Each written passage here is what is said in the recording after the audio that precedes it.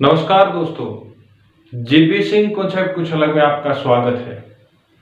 दोस्तों, जैसा कि आप जानते हैं कि हम लोग इस चैनल पर साइंस, मैथ्स वगैरह कुछ इम्पोर्टेंट टॉपिक्स वगैरह लेकर के आते हैं।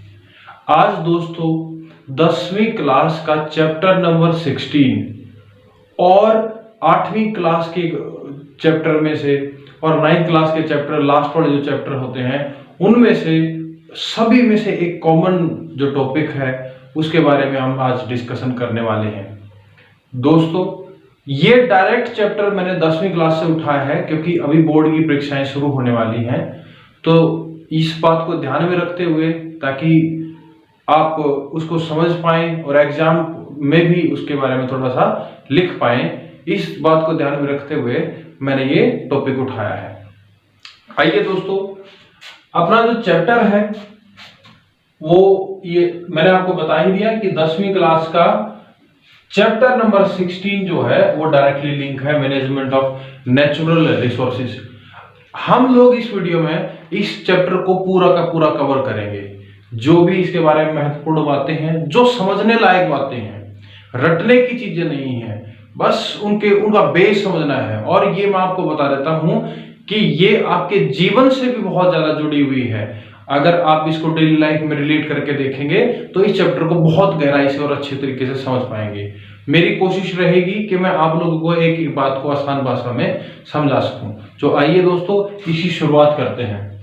देखिए दोस्तों, यहां मैंने आपका टॉपिक लिखा हुआ है मैनेजमेंट ऑफ नेचुरल रिसोर्सेज।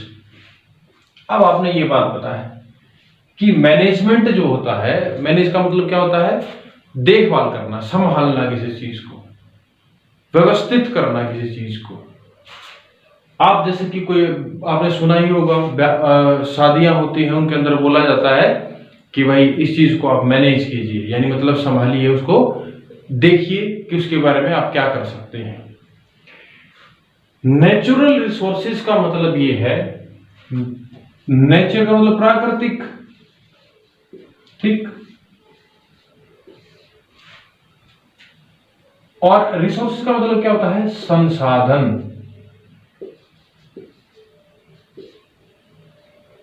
अब एक बात ध्यान में रखिएगा, यहां पर जो शब्द आया है वो रिसोर्सेज है। एक इससे ही मिलता जुलता वर्ड होता है सोर्स। 10वीं क्लास में ही चैप्टर है, उसमें है सोर्सेज ऑफ एनर्जी, स्रोत। इसका मतलब होता है स्रोत। मैं आप लोगों को इस चीज को भी यहां क्लियर कर दूं कि इन दोनों में यहां पर क्या अंतर है। दोस्तों, जब आप किसी चीज, आप ये कहते हो कि ये वस्तु, कोई भी वस्तु है, वो ये ए है, मान लो ये बी से बनी हुई है, यानी ये जो ए का ओरिजिन हुआ है वो किससे हुआ है? बी से हुआ है। तो आप ये कहेंगे कि बी जो है वो ए का सोर्स है। सोर्स, जैसे कि मैं एग्जांपल देता हूं, जो सूर्य से प्रकाश आने वाला है वो सूरज जो है, यानी सूर्य जो है वो उसका क्या है? लाइट का सोर्स है। आप ये बात समझ पा रहे हैं? अब वो जो सोर्स आपको मिला, देखिए बात को समझिएगा। अब क्या है?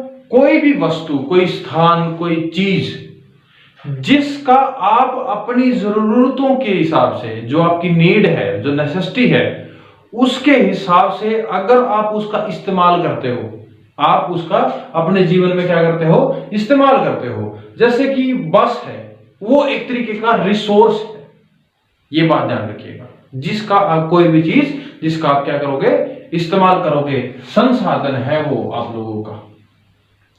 अभी हम समझेंगे कि प्रकृति में ऐसे कौन से संसाधन हैं और उनकी मैनेजमेंट करना क्यों जरूरी है। देखिए, मैनेज करके तो किसी चीज को भी, स्टडी को भी मैनेज करके चलना होता है। अब इसी तरीके से क्या है?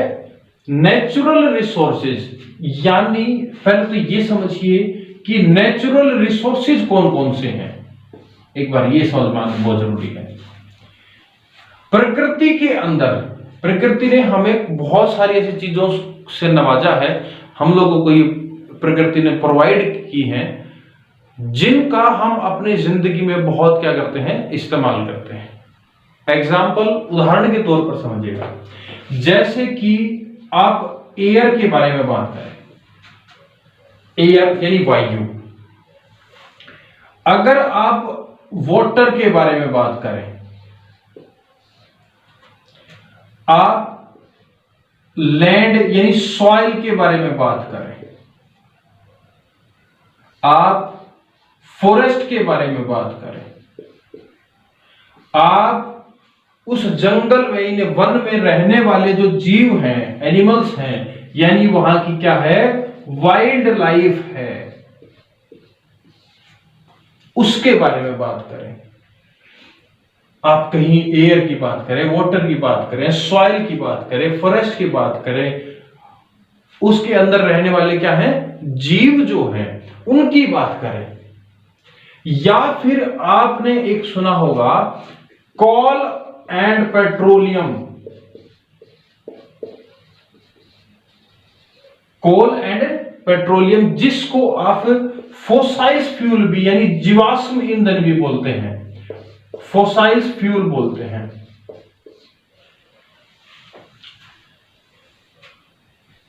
अब ये जो मैंने आपके सामने जो ये लिखे हैं, ये एक तरीके के रिसोर्सेज हैं, लेकिन इनमें खास बात क्या है, रिसोर्स तो आप लोगों का क्या बोलते हैं, बस भी है, रिसोर्स तो आपका घर भी है, लेकिन जो घर है वो हमें प्रकृति ने नहीं दिया है, वो आदमी ने खुद अपनी जरूरतों के हिसाब से बनाया है। बस को कोई और पेन है, जैसे कि बोर्ड है, ये प्रकृति ने हमें नहीं दिया है, जो प्रकृति ने खुद बना करके दिया है, नेचर ने खुद बना करके दिया है, और उनका हम इस्तेमाल करते हैं, उनको बोला जाता है नेचुरल रिसोर्सेज, जो मैंने आपको लिख दिया यहां पर, air, water, soil, forest, wild life and coal and petroleum. ये सारे के सारे जो मैंने आपके यहां लिखे हैं, ये सारे सारे क्या है, नेचुरल रिसोर्सेज हैं, जिनका हम लोग बहुत, देखो हवा का हम इस्तेमाल कहां करते हैं भाई, सांस लेने में एक तो करते हैं भाई, पेड़ पौधे हो चाहे कोई भी हो, एयर से ही क्या लेते हैं, ऑक्सीजन लेते हैं, और ऑक्सीजन हम लेते हैं, पेड़ क्या लेते हैं, कार्बन डाइऑक्साइड, जो कि एयर में ही होती है, और एयर के अंदर नाइट्रोजन वगैरह आते हैं, जो कि हमारे और कामों में आती है। पानी का आपको तो ये तो पता ही है, इसके बारे में तो बताने की जरूरत नहीं, हमारे लिए बहुत ही ज्यादा जरूरी, हमारे जीवन के लिए एक और रिसोर्स है जिसका नाम है वाटर, यानी हम जो पानी पीते हैं, हमारी बॉडी के अंदर पसीना जो आता है, हम यूरिन एक्सक्रीट करते हैं यानी पेशाब निकालते हैं, वो सारा का सारा जो है वाटर से बनता है। खाना बनाते हो, कपड़े धोते हैं, बहुत सारी ऐसी प्रोसेस है जो आप वाटर के साथ करते हो। अब देखिए, आप खाने की जो चीजें हैं, पेड़ उगेगा, ये आप जो खाना खाओगे, कोई फसल है, धान है यानी व्हीट है, या फिर राइस वगैरह है, ये कोई भी फसल है वो कहां उगेगी, सॉइल के अंदर ही तो उगेगी। मिट्टी का आप इस्तेमाल घर बनाने के लिए तो ही करोगे, तो ये वो चीजें हैं। अब फॉरेस्ट, जैसे कि आपको पता है जड़ी बूटियां, पहले आपको एक बार रामायण की बातें याद होगी, जहां पर जब हनुमान जी जो है क्या किए थे, संजीवनी बूटी को लेके आने के लिए कहां गए थे, हिमालय पर्वत पर। तो वहां कहां से आई वो जड़ी बूटी, वो पेड़ पौधे हैं जो कि एक जंगल के रूप में वहां पर थे, ठीक। तो फॉरेस्ट हो गई, जहां से हमें लकड़ियों का भी उत्पादन जो है वहां से होता है, हम वहां से लकड़ी मिलती है हमें। अब वाइल्ड लाइफ का मतलब क्या हुआ है, इन फॉरेस्ट के अंदर रहने वाले जो कीट हैं, यानी एनिमल्स हैं या फिर इंसेक्ट्स हैं, कीड़े मकोड़े हैं, या फिर आपके क्या है, कोई पशु हैं, कोई आदि मानव, कोई आदमी वहां रह रहा है या आदिवासी वहां रह रहे हैं, तो वो सारे के सारे वो वाइल्ड लाइफ हो गया, ठीक है, वहां की। और कोल एंड पेट्रोलियम, जो कि बहुत ही मरे हुए जीवों से लाखों सालों बाद जो है डिग्रेडेशन यानी टूट टूट करके छोटे छोटे टुकड़ों में, जिनको जो आपके ईस्ट वगैरह होती है या कुछ माइक्रो ऑर्गेनिज्म होते हैं जो उसको छोटे छोटे में तोड़ देते हैं, उससे जो बनता है वो क्या है, पेड़ पौधे से और आदमी के मरने, पशुओं के मरने के बाद जो मिट्टी के नीचे लाखों साल बाद जो बनता है वो क्या है, कोल एंड पेट्रोलियम। इसका आप गाड़ियों के ईंधन में इस्तेमाल करते हैं, आपको पता है, आप इलेक्ट्रिसिटी बनाने में इस्तेमाल करते हैं। अभी इनके बारे में ये समझना है कि कौन से हैं, और अभी ये समझेंगे कि किस चीज के बारे में कैसे क्या क्या। देखिए, इससे होने वाले सारे पोल्यूशन हैं। पोल्यूशन क्या है, एयर पोल्यूशन है, वाटर पोल्यूशन है, सॉइल पोल्यूशन है, भाई डिफोरेस्टेशन है। डिफोरेस्टेशन क्या, पेड़ों की निरंतर कटाई करना, उसकी, इस फॉरेस्ट की, इनको अगर कोई दिक्कत होएगी, वाइल्ड लाइफ को कोई दिक्कत होएगी, तो उस टाइम पे वो हमारे जीवन के ऊपर भी क्या डालेगी, असर डालेगी। तो उन चीजों को समझने के लिए हमें इन चीजों के बारे में डिटेल में अभी समझना है। आइए दोस्तों, एक बार इनके बारे में डिटेल में समझ लेते हैं कि कौन सी चीज क्या है। देखिए, अब आप लोगों ने ये बात नेचुरल रिसोर्सेज के बारे में पढ़ ली। अब भाई नेचुरल रिसोर्सेज जो हैं, कुछ टर्म्स इस्तेमाल करेंगे, जैसे कि सस्टेनेबल मैनेजमेंट, एक चीज इस्तेमाल करेंगे। सस्टेनेबल मैनेजमेंट का मतलब क्या हुआ, हम जब रिसोर्सेज की इस तरीके से मैनेज करें, उनका यूज इस तरीके से मैनेज करें कि वो हमारी आने वाली जो जनरेशंस हैं, यानी मेरे बच्चे हैं, उनके बच्चे हैं, आने वाले जो जनरेशंस हैं, उनको भी जो ये रिसोर्सेज हैं इनका फायदा मिल सके, या ये जो आने वाली जनरेशन है वो भी इन रिसोर्सेज का क्या कर पाए, इस्तेमाल कर पाए, वो भी जान पाए कि इस तरीके के संसाधन भी अवेलेबल हैं। तो उनकी इस तरीके से मैनेजमेंट करना कि अगली जनरेशन भी क्या कर सके, इस्तेमाल कर सके, उसको हम बोलते हैं सस्टेनेबल मैनेजमेंट। इस तरीके से मैनेज करना, आप मेरे हिसाब से समझ पाए होंगे कि मैनेज करना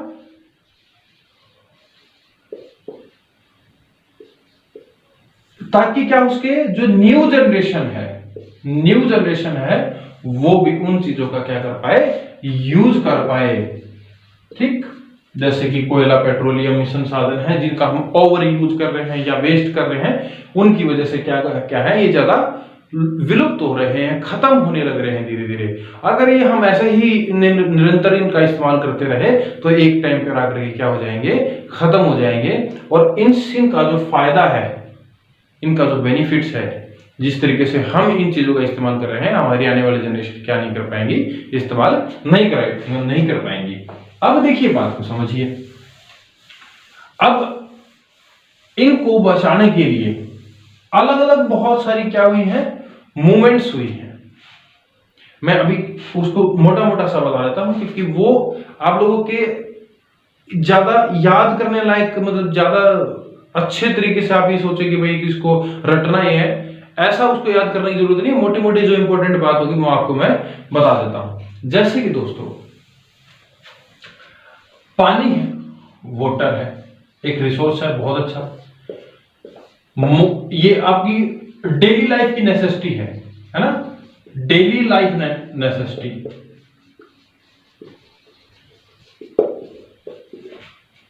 कितना इंपॉर्टेंट है ये आप लोग सभी जानते हैं। बहुत से कामों में, मतलब ज्यादातर कामों में, मैं तो कहूंगा कि ज्यादातर कामों में हम किसका इस्तेमाल करते हैं, पानी का इस्तेमाल करते हैं, और जीवन के लिए क्या है, बहुत ही जरूरी है।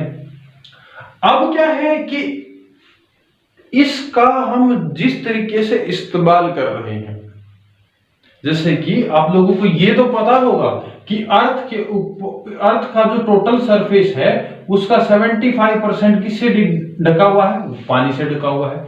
लेकिन मैं आपको ये बताऊं कि जो उसका टोटल परसेंट में से 0.01% अराउंड इतना परसेंट जो पानी है वो हमारा ड्रिंकेबल है, यानी पीने लायक है।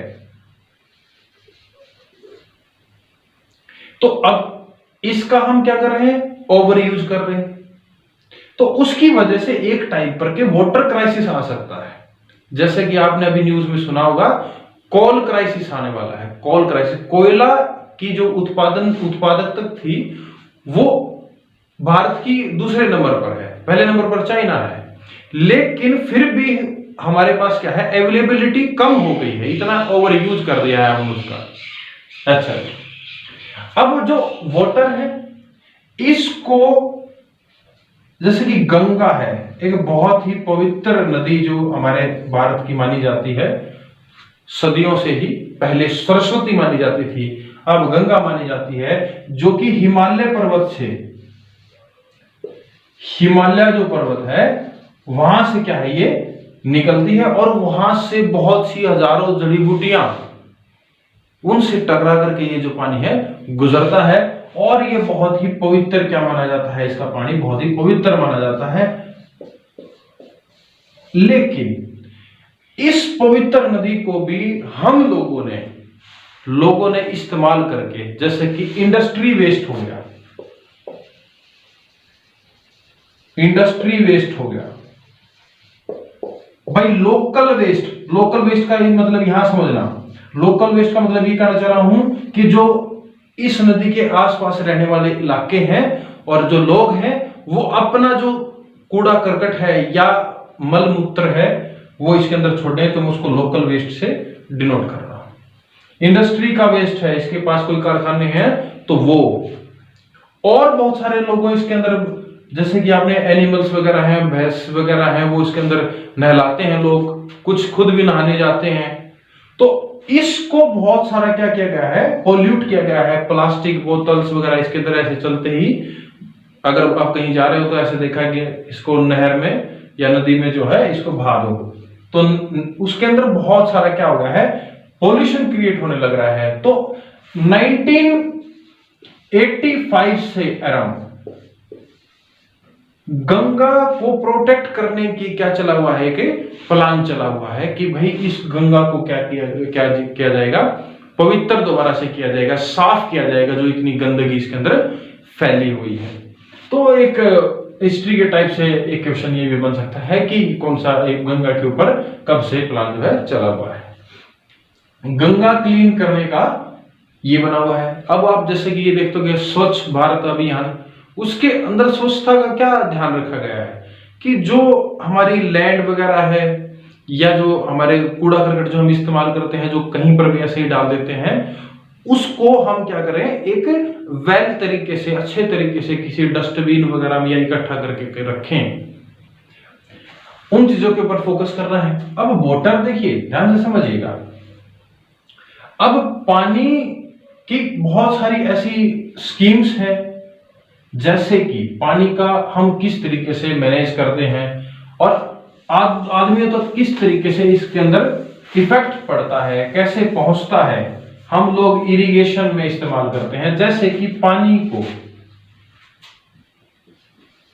पहुंचाने के लिए डैम्स बनाए जाते हैं, ये आप जानते हैं, डैम्स यानी बांध,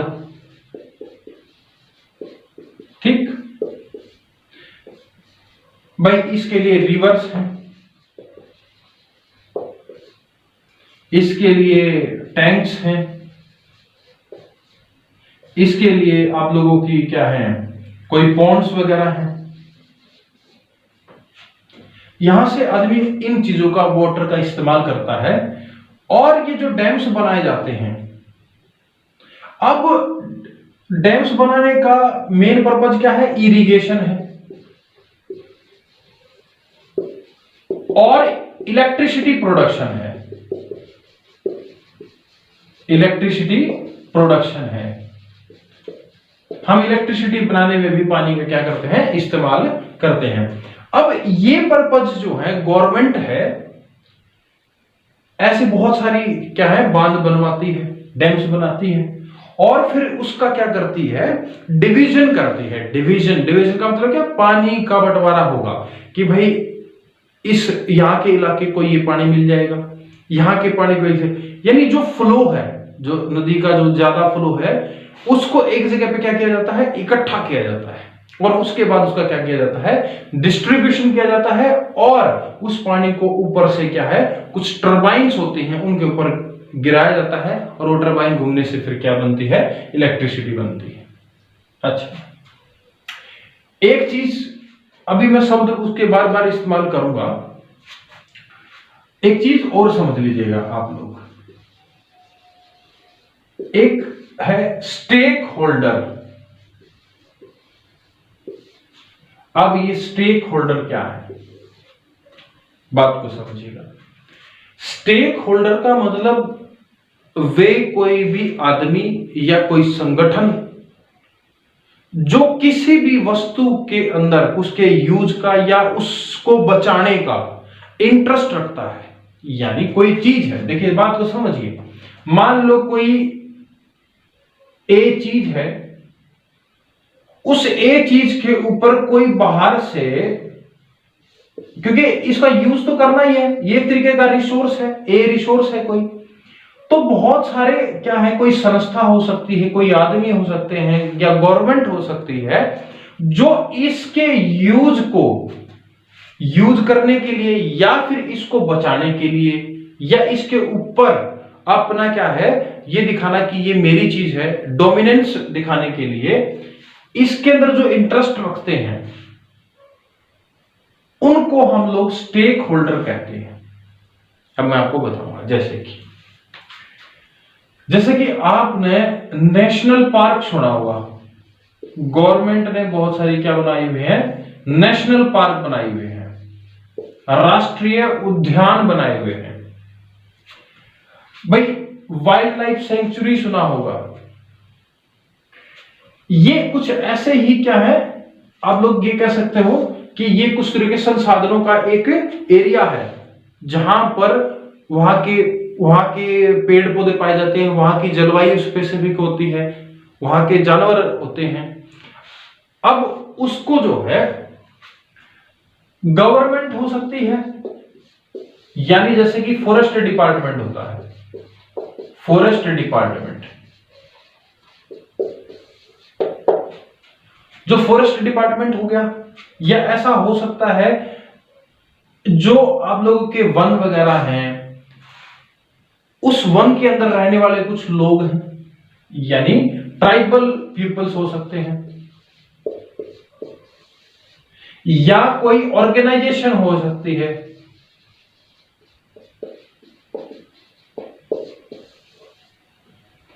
अब गवर्नमेंट जो है उस कुछ एरिया को क्या कर देती है, अपने कंट्रोल में ले लेती है कि अब इस इलाके का यूज और इसका कंजर्वेशन मतलब संरक्षण, उसको बचाना, उनकी देखरेख करना, वो गवर्नमेंट की जिम्मेवारी है, उसको गवर्नमेंट भी कर लेती है। कई बार ट्राइबल जो लोग हैं, वो कबीला लोग, जो कबीला के लोग हैं,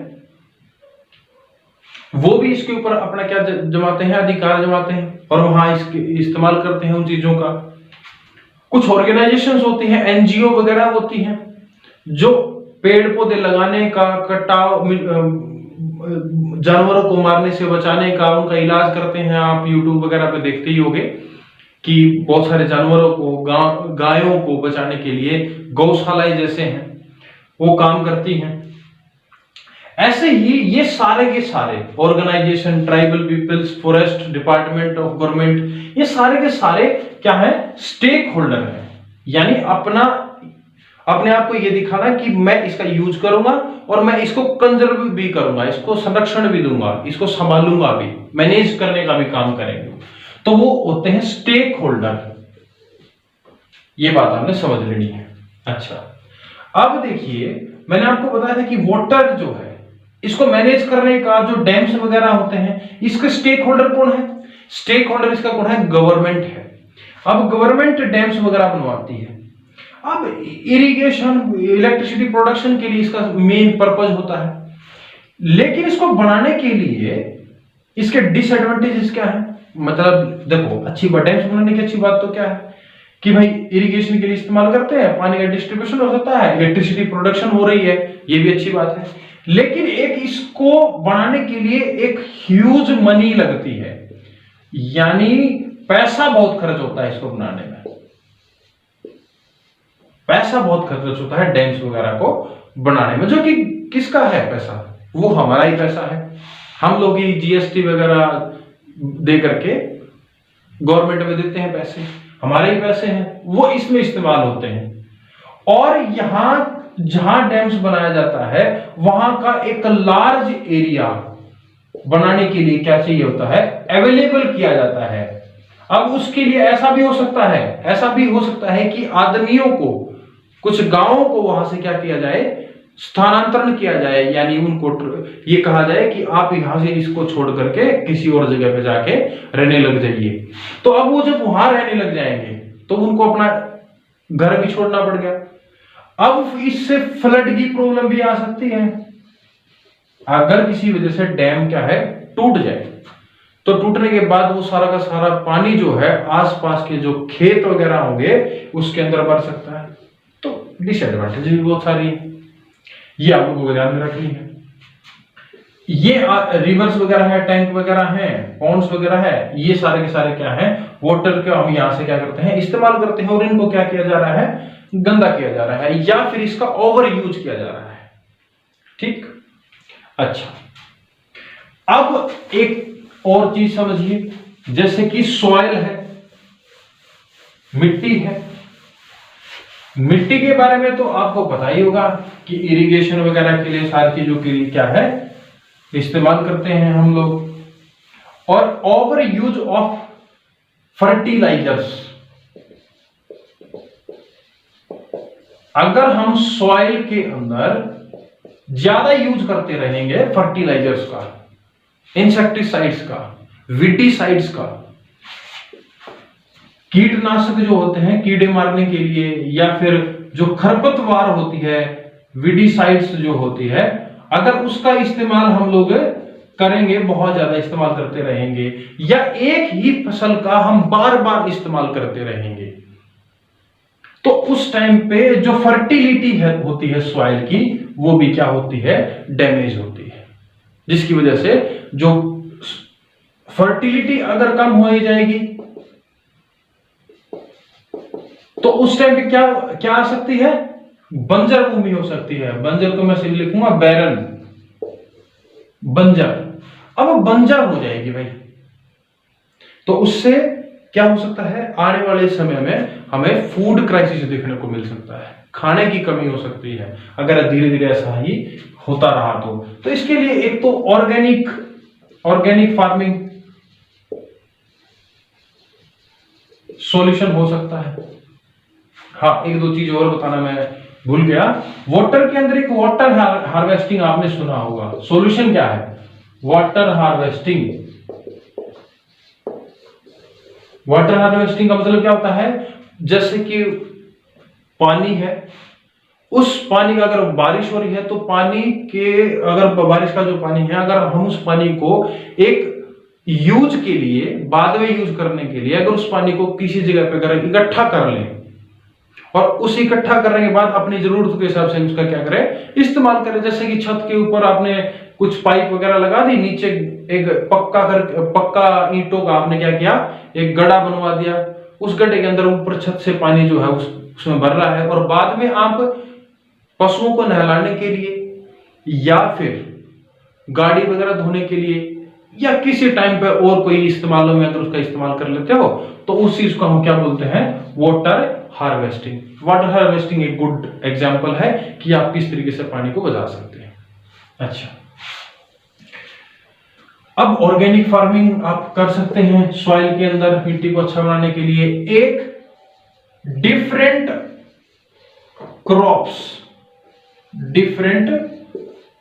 क्रॉप्स जो है आप क्या कर सकते हो, ग्रो कर सकते हो। आप अलग अलग वेरिएशन के साथ में, कभी कुछ फसल कुछ समय के लिए एक फसल से दूसरी फसल के बीच में क्या देना चाहिए, गैप देना चाहिए, ताकि जो सॉइल है वो अपनी फर्टिलिटी को, या थोड़े से उसके लिए जो उपजाऊ पोषक तत्व है, न्यूट्रिशन है, वो अच्छे तरीके से ले सके। ये हमारे लिए सॉल्यूशन हो सकते हैं। अब फॉरेस्ट है। अब फॉरेस्ट के अंदर मैं, अब फॉरेस्ट से पहले एक चीज को बता देता हूं, जो है बायोडाइवर्सिटी।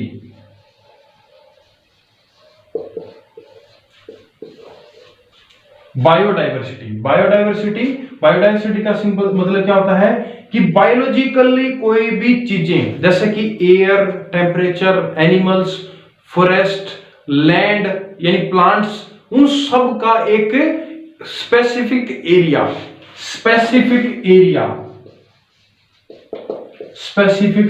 एरिया, अगर उस स्पेसिफिक एरिया के अंदर कौन कौन आएंगे, एनिमल्स आ सकते हैं, उसके अंदर प्लांट्स आ सकते हैं, वहां के रहने वाले क्या आ सकते हैं, लोग आ सकते हैं यानी पीपल्स हो सकते हैं उसके अंदर रहने वाले, ठीक।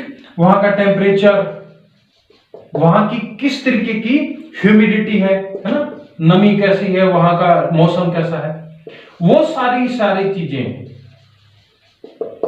जब एक पर्टिकुलर एरिया को मान के चलते हैं जहां पर ये सारी चीजें एक दूसरे को क्या करके रखती हैं, मेंटेन करके रखती हैं, तो उस चीज को हम ये कहते हैं कि वो क्या है, बायोडाइवर्सिटी है। तो आप ये एक दूसरे के ऊपर इफेक्ट करेंगे, अगर इस यहाँ के जंगल काट दिए जाएंगे तो वहां का टेम्परेचर वगैरह चेंज होने लग जाएगा, वहां के एनिमल्स खत्म होने शुरू हो जाएंगे, वहां के लोग बर्बाद हो जाएंगे। ये एक दूसरे से क्या होते हैं, कनेक्टेड होते हैं। यहां का एक चीज को भी कम या ज्यादा करना, उस पूरे बायोडाइवर्सिटी को क्या करना होता है, डिस्ट्रॉय करना होता है। तो गवर्नमेंट या बहुत सारी अलग अलग आदमी जो है इस बायोडाइवर्सिटी को बचाने के लिए, जीवों को बचाने के लिए क्या करते रहते हैं, बहुत सारे प्रयास करते रहे हैं। जैसे कि अराउंड 1773 के एक वाइल्ड लाइफ के ऊपर एक अमृता देवी बिश्नोई जी हैं, उनके नाम पर क्या है, एक वाइल्ड लाइफ यानी फॉरेस्ट का जो है एक अवार्ड दिया जाता है, वाइल्ड लाइफ अवार्ड होता है, कंजर्वेशन। इन्होंने क्या किया था, इन्होंने कुछ आदमी थे अराउंड 363 आदमियों के साथ मिलकर के खुद को सैक्रिफाइस किया था वहां के जो पेड़ वगैरह हैं, वाइल्ड लाइफ है, उसको बचाने के लिए। एक ये शायद मेरे हिसाब से राजस्थान में पड़ता है, जोधपुर के आसपास, वहां पर एक स्पेशल पेड़ था जिस पेड़ का नाम आई थिंक तेजड़ी या तेजरी कुछ नाम से जो है वो उसका क्या है, पेड़ का नाम है। या आप हरियाणा में देखना चाहो तो जो आप बबुल के पेड़ होता है, कीकर वगैरह होती है, देसी कीकर, और उस तरह का कुछ पेड़ है, उसको बचाने के लिए क्या है, इसने अपना सेक्रीफाइस कर दिया था और इसके नाम पर क्या किया जाता है, अवार्ड दिया जाता है। और है बहुत सारे, जैसे कि एक आपने सुना होगा चिपको आंदोलन,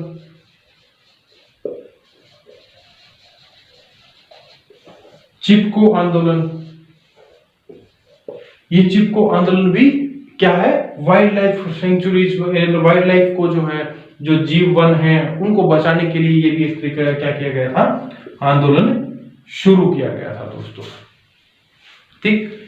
अब ये बहुत सारे ऐसे मूवमेंट्स चलते आए हैं, पहले से भी चलते आए हैं और अब भी बहुत सारे चल रहे हैं। गवर्नमेंट जो है बहुत सारी चिड़ियाघर बना करके, राष्ट्रीय उद्यान यानी नेशनल पार्क, या फिर वन्य जीव यानी वाइल्ड लाइफ सेंचुरीज, वन्य जीव अभयारण्य, कुछ जहां पर मतलब कंजर्व करती है, कुछ एरिया लैंड वगैरह है उसको ब्लॉक कर देती है कि this is under the control of the government, ठीक, वहां का है। अब ये इन चीजों के बारे में ऐसी मूवमेंट जो है पहले से बहुत सारी क्या आई है, चलती आई है, इनको बचाने के लिए। बस वैसे मोटा मोटा दिमाग में रखना है, ज्यादा इनके ऊपर ज्यादा फोकस नहीं करना है, क्योंकि ये चीजें अलग से हिस्ट्री का पार्ट थोड़ा सा ज्यादा बनती है, इसलिए मैं तो इनके ऊपर ज्यादा जोर नहीं दे रहा हूं।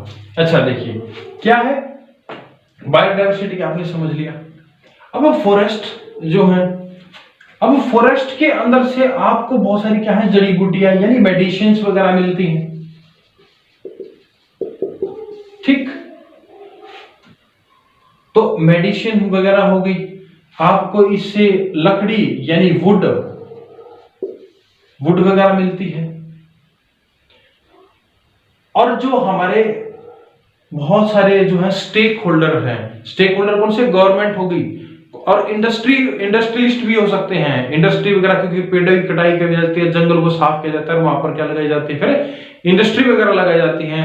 लेकिन अब जैसे कि कागज बनता है, पेपर, वो पेपर जो बनता है वो पेड़ से ही तो बनता है। तो बहुत सारी फैक्ट्रियां हैं जो उसके ऊपर डिपेंडेंट हैं और उसका इस्तेमाल करती हैं, वो भी एक तरीके के स्टेक होल्डर हैं। भाई कोई जैसे कि कोई बचाना चाह रहा है, एंथुजियास्टिक, यानी कोई ज्यादा प्रकृति प्रेमी है, वनस्पति प्रेमी है, जो प्रकृति से बहुत प्यार करता है या प्रकृति से जुड़ी हुई हर चीज को प्यार करता है, तो वो उनको बचाने की क्या करते हैं, कोशिश करते हैं। कुछ स्टेक होल्डर हैं, तो मेडिसिन्स वगैरह कंपनियां इनके ऊपर काम करती हैं। ठीक, तो इसमें प्रॉब्लम क्या है, डिफोरेस्ट्रेशन। डिफोरेस्ट्रेशन मैं लिख रहा हूं, डिफोरेस्ट्रेशन। डिफोरेस्ट्रेशन क्या है, पेड़ों की लगातार कटाई करना। अब कोई बहुत सारे वन है, बहुत सारा, उसको कटवा दिया कि यहां पर क्या है, इंडस्ट्री बनेगी या मॉल बनेगा वगैरह वगैरह। लेकिन इसका सॉल्यूशन क्या है, एक तो सॉल्यूशन इसका है प्लांटेशन, या फिर ये भी कह सकते हो कि रीफोरेस्ट्रेशन। रीफोरेस्ट्रेशन, रीफोरेस्ट्रेशन यानी रीफोरेस्ट्रेशन लोग कहता है दोबारा से जंगल की तरह बनाना, यानी बहुत सारे पेड़ लगाना। तो इसके बारे में आपने पता ही होगा कि बहुत सारे आजकल चले हुए हैं कि हर पेड़ लगाओ, है ना, पेड़ लगाने की मुहिमें चली हुई हैं, बहुत सारी गवर्नमेंट की भी चली हुई है। और वैसे आदमी भी अपनी डेली लाइफ में सोचता है कि मैं आज मेरा बर्थडे है तो मैं बर्थडे पर और कुछ नहीं करूंगा, 10 पौधे लगाऊंगा अपने आसपास। तो ये एक अच्छी कोशिश है लोगों की कि वो इसको क्या करते हैं, बचाने की कोशिश करते हैं। आप भी कीजिएगा। अच्छा, ये हो गया, पानी के बारे में आपने पढ़ लिया, फॉरेस्ट वगैरह के आपने बारे में पढ़ लिया।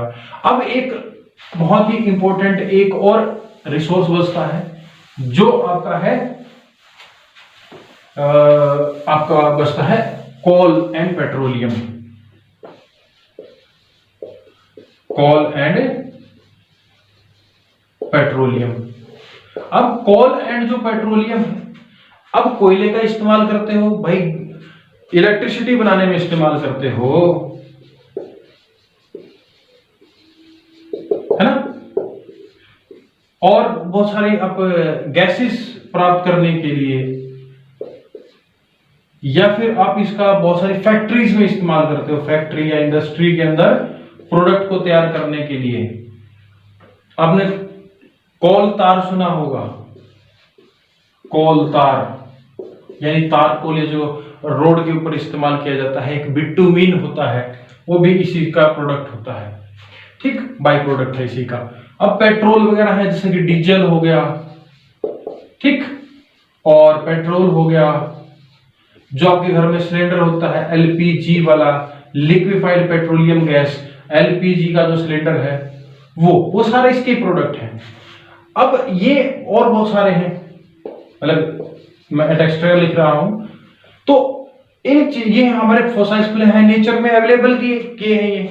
अब जो ये है, ये एक टाइम पे आने वाले, अभी क्या है, हम इनका ओवर यूज कर रहे हैं, we are over using them, है ना, ओवर यूज कर रहे हैं। अब ओवर यूजिंग तो क्या करेगा, बस ये एक टाइम पर आकर के ये क्या हो जाएंगे, खत्म हो जाएंगे।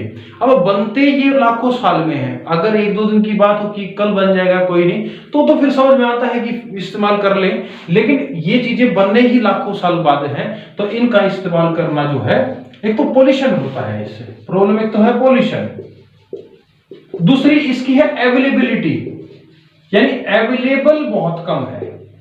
ठीक, अवेलेबिलिटी इसकी प्रॉब्लम है, तो इसको बचाने की कोशिश करना चाहिए। यूज मैंने आपको बता दिया। बचाने के लिए हम क्या क्या सुझाव दे सकते हैं, ये एक बात में ध्यान रखनी है भाई। बचाने के लिए हम क्या कर सकते हैं, पब्लिक ट्रांसपोर्ट का इस्तेमाल कर सकते हैं। पब्लिक ट्रांसपोर्ट यानी जो हम प्राइवेट व्हीकल में अपनी खुद की बाइक पर तेल एक सोचते हैं कि अपनी खुद की बाइक से जाएंगे, अपने थोड़े प्रेस्टीज के लिए बड़ी बड़ी गाड़ियां खरीदते हैं, इसकी बजाय हमें कोशिश करनी चाहिए कि हम पब्लिक ट्रांसपोर्ट इस्तेमाल करें, क्योंकि पब्लिक ट्रांसपोर्ट से पैसा भी बचता है, साथ साथ में आप लोग कोल और पेट्रोल वगैरह की जो इस्तेमाल डीजल गाड़ी की है या पेट्रोल की या सीएनजी की है, जो भी है, उसको बचा पाएंगे, इस रिसोर्स को आप बचा पाएंगे।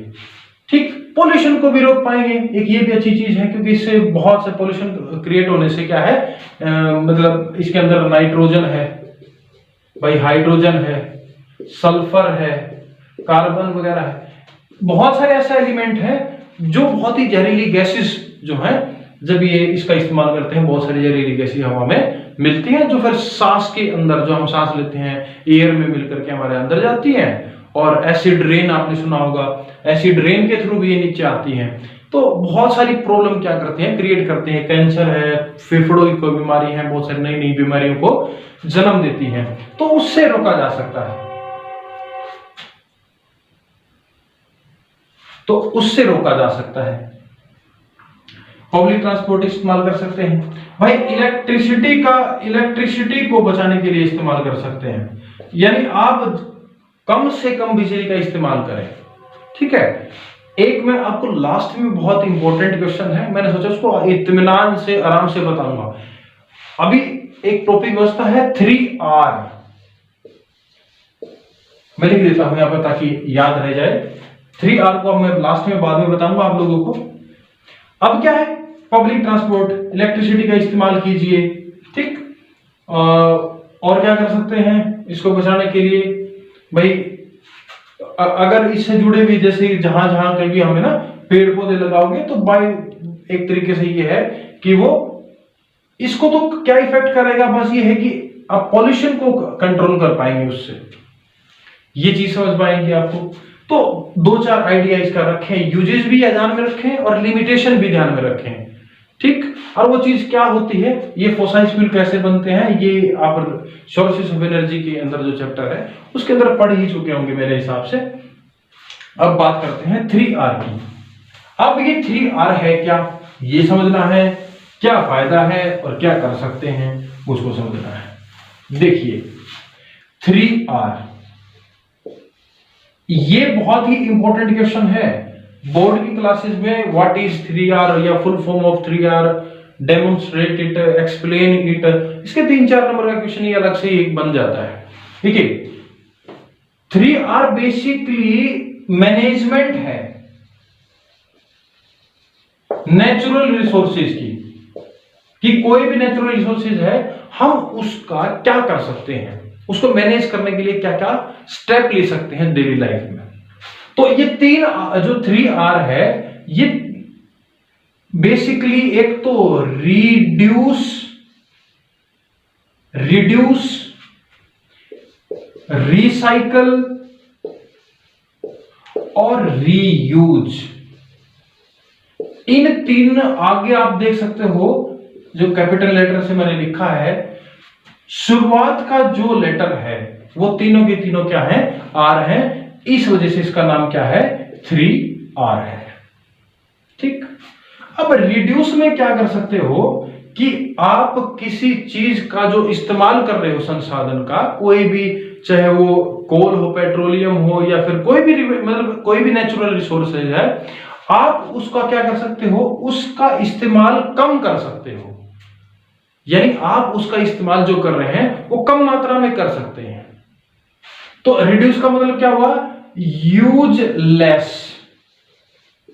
मैं सिंपल सी भाषा में बोल रहा हूं कि कम इस्तेमाल करना है, जितनी जरूरत है कोशिश करें कि उससे भी कम करें, ठीक। ज्यादा ओवर यूज ना करें उस चीज का, ठीक है, कोई भी नेचुरल रिसोर्सेज। दूसरा क्या है, रिसाइकल। रिसाइकल का मतलब यह होता है कि आप जो चीजें आपने इस्तेमाल कर रही हैं, तो कोशिश कीजिए जो आपने उसका वेस्ट छोड़ा है, यानी एक आप चीज ने आपने एक इस्तेमाल की, उसके इस्तेमाल के बाद आपका जो वेस्ट प्रोडक्ट बचा, मान लो बी बच गया कोई, तो उस बी को आप किसी और फॉर्म में या इकट्ठा करके किसी और चीज रूप में ढालने की कोशिश कीजिए जो आपके यूज का हो, जिसको आप दोबारा क्या कर पाए, मतलब इस्तेमाल कर पाए, उसको दूसरी फॉर्म में इस्तेमाल कर पाए। तो रिसाइकल का मतलब क्या है, एक ऐसा नेचुरल रिसोर्स है जिसका एक बार इस्तेमाल करने के बाद जो वेस्ट बचता है, आप उसको नेचर में इको फ्रेंडली बनाने के लिए, कैसा दूसरा कोई संसाधन बनाने के लिए, रिसोर्स बनाने के लिए आप उसको क्या कर सकते हो, रिसाइकल कर सकते हो, यानी दोबारा पुनः निर्मित कर सकते हो, दोबारा बना सकते हो कोई और चीज को, ठीक। जैसे कि प्लास्टिक की बोतल्स हैं, प्लास्टिक की बोतल को आप क्या करें, प्लास्टिक की बोतल को किसी और में यूज कर सकते हो। कहीं जैसे कि आपने कोई बोतल है वो खराब हो गई या आपने इस्तेमाल कर दिया, तो बोतल का काट करके उसका कहीं आपने कुछ और बना दिया, कुछ डिजाइन की चीजें बना दी जिसका आप इस्तेमाल फिर कंटिन्यू कर सकते हो। या फिर अगेन एंड अगेन बार बार इस्तेमाल कर सकते हो उसका। ठीक। अब रीयूज का मतलब क्या हुआ? दोबारा से इस्तेमाल करना। यानी कोई चीज है जैसे कि डिस्पोजल आ गया, ये प्लास्टिक बोतल है, हम क्या करते हैं प्लास्टिक बोतल का पानी पिया और उसको फेंक दिया। अब वो वेस्ट जो है वो इन्वायरमेंट में जाकर के बहुत सारी प्रॉब्लम क्रिएट करने वाला है, लेकिन उसका ही हम बोतल का क्या कर सकते हैं, दोबारा से इस्तेमाल कर सकते हैं, यानी यूजिंग अगेन एंड अगेन। मैंने यहां पर लिख दिया वो again and again, use again and again, आप उसका बार बार इस्तेमाल कर सकते हैं। आप बोतल का, जैसे कि आप कोई प्लास्टिक दुकान से बोतल लेके आते हैं, थर्मस लेके आते हैं, वो प्लास्टिक का बना होता है, तो आप उसको क्या करते हैं, बार बार इस्तेमाल करते हैं और उस बार बार इस्तेमाल किया जा सकता है। रिसाइकल का मतलब क्या हुआ? जो चीजें आपने इस्तेमाल की है उसको दोबारा से किसी और रूप में, ठीक है, इकट्ठा करके आप उसको, जैसे कि आपकी पत्तियां हैं, सब्जियां वगैरह, रोटियां रह गई, तो आप उसको एक जगह इकट्ठा करके खाद के रूप में इस्तेमाल कर सकते हो। ठीक। रिड्यूस का मतलब क्या है कि इस्तेमाल ही कम करें। ठीक, कम इस्तेमाल करें, जरूरत के हिसाब से करें और उससे भी कम करें, कोशिश करें। तो इनमें सबसे बेटर ऑप्शन क्या है भाई? रिड्यूस है। सबसे बेस्ट ऑप्शन क्या है हमारे पास? हमारे पास बेस्ट ऑप्शन है रिड्यूस, यानी कम इस्तेमाल करना। फिर उसके बाद हम रिसाइकिल की तरफ भी जा सकते हैं और रीयूज की तरफ भी जा सकते हैं। तो मेरे हिसाब से जितने भी इंपॉर्टेंट पॉइंट्स जो इस चैप्टर के थे, जो कि मुझे लगता था कि आप लोगों को इस चैप्टर के बारे में पता होना चाहिए, ये मेरे हिसाब से सारे के सारे पॉइंट मैंने जो है बता दिए हैं। यहां पर आकर के आपका natural management of natural resources जो है वो चैप्टर फिनिश हो जाता है दोस्तों, खत्म हो जाता है। अच्छा, एक चीज जो है आप ध्यान रखें कि एक दो चीजें एक्स्ट्रा हो सकती है बुक में, एक्स्ट्रा हो, लेकिन मैंने एग्जाम को पॉइंट ऑफ व्यू में रखते हुए, ताकि अभी ऑनलाइन क्लासेस चली हुई है, कुछ बच्चे जो स्कूलों में पढ़ रहे हैं तो वहां का थोड़ा सा सिलेबस की प्रॉब्लम है, तो उसको बाद में ध्यान में रखते हुए मैंने कोशिश की है कि आप लोगों को लगभग सारी बातों के बारे में थोड़ा थोड़ा क्या हो जाए, ज्ञान हो जाए, ताकि आप लोग एग्जाम में उसके बारे में लिख पाए और ठीक ठाक जो है आपके मार्क्स आ जाए। ठीक ठाक तो क्या है, अच्छे ही मार्क्स की एक्सपेक्टेशन कीजिएगा और बुक का इस्तेमाल जरूर कीजिएगा, क्योंकि अकेला सिर्फ ऑनलाइन पढ़ने से कुछ नहीं होता, बुक भी पढ़नी बहुत जरूरी है दोस्तों। ठीक है, तो इसके साथ में दोस्तों हम अगली वीडियो में फिर आपसे बाद में मुलाकात होगी। तब तक के लिए अपना ख्याल रखें। नमस्कार।